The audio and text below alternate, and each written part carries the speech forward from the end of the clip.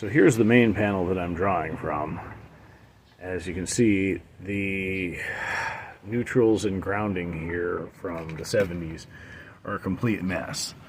I added this wire here as my neutral. That panel did not have enough room, so I added a lug here. Just put the 2 tabs under here, connect, and it goes down. And the listing used to be right here. You can see from the tape, but this thing's in the Arizona heat, and it fell off. I've got it inside.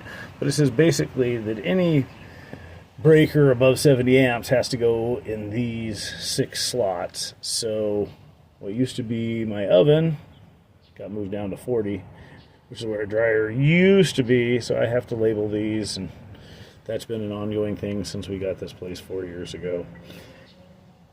That is working. I'm not going to mess with it at the moment. Basically, I've got a steel nipple. I ground away the paint.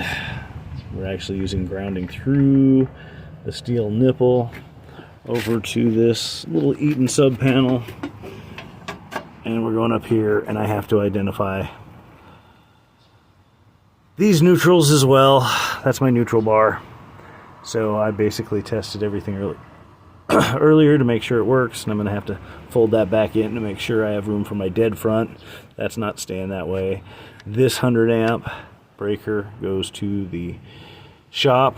This will be for the future RV sub panel that I'm going to mount, and I'm trying to decide whether I want to go under here, which would be short. It's supposed to stay 24 inches off the ground, which is 4-inch panels. We got to get 6 of them up. Ooh, the bottom right here. It's a 1 foot deep panel.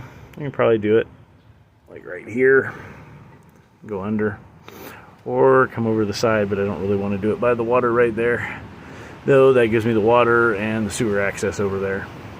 Anyway, things you're doing for your friends, and there's the ground that goes out to the sub panel.